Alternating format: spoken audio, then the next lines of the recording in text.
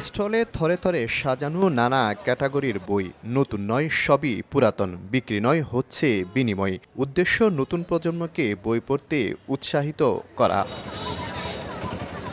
চট্টগ্রামে জামাল খান মোড়ে ১৫ থেকে ২০টি স্টল নিয়ে ফিল্ড ক্যামেরা স্টোরিজ নামে একটি সংগঠনের এই আয়োজন। দল বেঁধে বই বিনিময় করছেন শিশু কিশোর সহ নানা স্কুল কলেজের শিক্ষার্থীরা। প্রথমে রেজিস্ট্রেশন বুথে গিয়ে আপনার টোকেন কালেক্ট করতে হবে।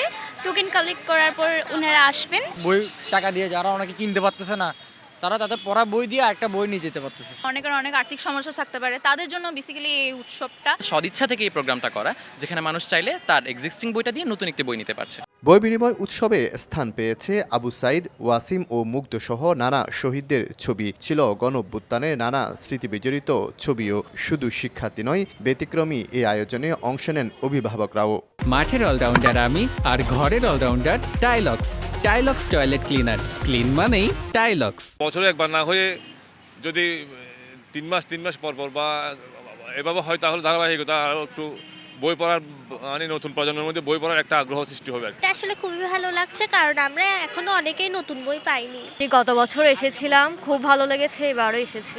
এবারের বই বিনিময় উৎসব উৎসর্গ করা হয়েছে জুলাই বিপ্লবের শহীদদের স্মরণে। নতুন প্রজন্মকে বই নির্ভর করতেই এই আয়োজন।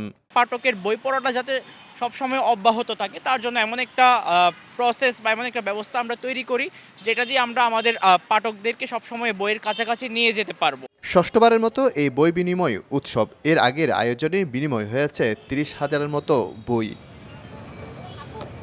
শফিকুল আলম, সময় সংবাদ, চট্টগ্রাম।